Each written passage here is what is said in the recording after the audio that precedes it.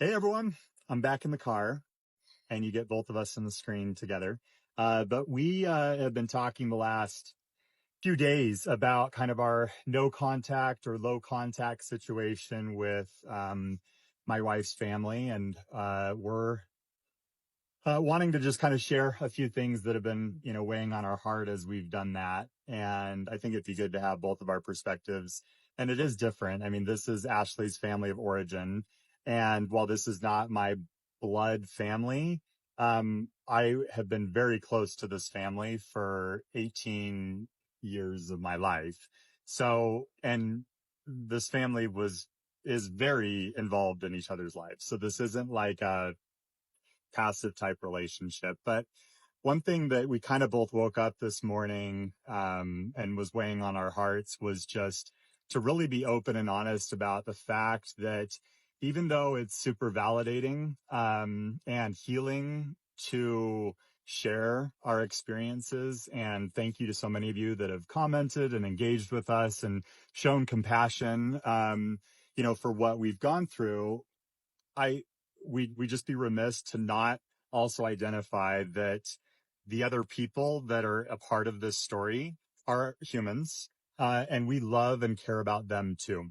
And while we're really sad that like right now in our life, estrangement is the only option for our family and for our well-being, we have a lot of love for Ashley's family, for her parents, for her siblings, and for our nieces and nephews. So Yeah, I would say that honestly has been the root of it, the core. I started asking questions out of love.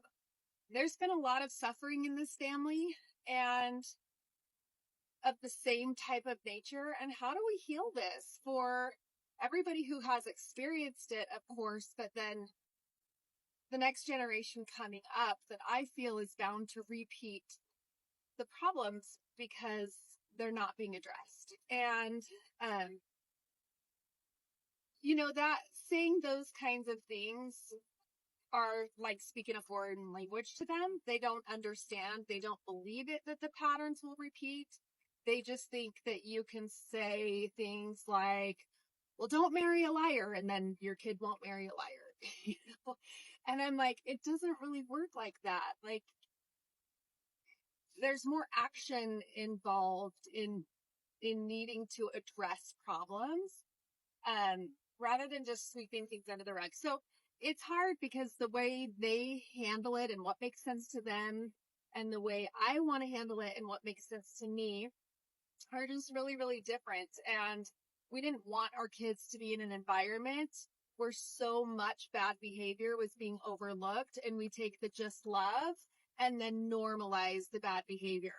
I even there was a situation where one of my nieces in a cousin's conversation had said that she had been stealing with the at the gas station with her friends on Friday nights. And, they're just talking about these things. And my daughter didn't even tell me right away because she didn't want to get her cousin in trouble, but she eventually told us. And, after the separation well into it, she came to me and she just said, Mom, I can see what you're doing because even that whole stealing at the gas station scenario, I can see that in my head, in order to try to maintain love for that cousin, I was justifying her behavior. Like, I mean, they kind of do this. This is what everyone does. It's just fun. It's not a big deal. It's just little stuff, and she's like, I can see how she wasn't necessarily tempted at that point to do the same thing herself, but she's trying to minimize the wrong that she knows is wrong in order to keep her love for her cousin intact. And she said, I can see what my brain was doing and why you don't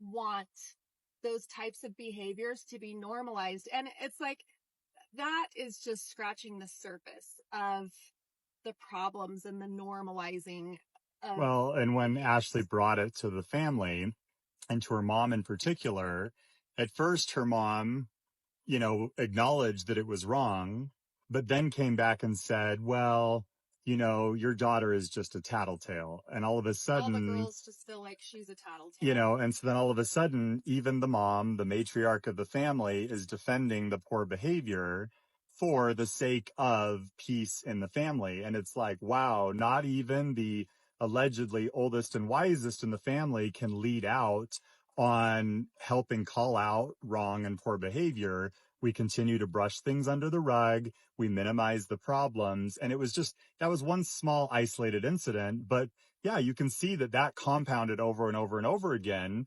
impacts our children and the way they view the world. And we're like, absolutely not. We will Well, and not it do will that, you impact know? each of them, each of the family members. You know, when everybody normalizes things and everybody sweeps things under the rug, you start to feel like this is normal. And then, you know, you have friends that you need to normalize bad behavior and just choose to love. And then you start dating people that you need to do the same thing with. You get very conditioned to not look at that behavior for what it is. And so the root of it is love, and it's hard. It's true love is very painful because it's kind of like he who lays down his life for his friend has true love. And in, in a way, we feel like we've done that. Like we have laid down our standing within the family to signal the red flag of these. We have some really toxic things going on that have caused misery and will continue to cause misery. And, you know, even if they never bring us or will allow us back in because we won't take it all back, at least we have signaled there is something wrong and we do not uphold it and we will not be a part of it. And so hopefully there will be members of the family that kind of triggers more thought provoking questions as they choose who they're associated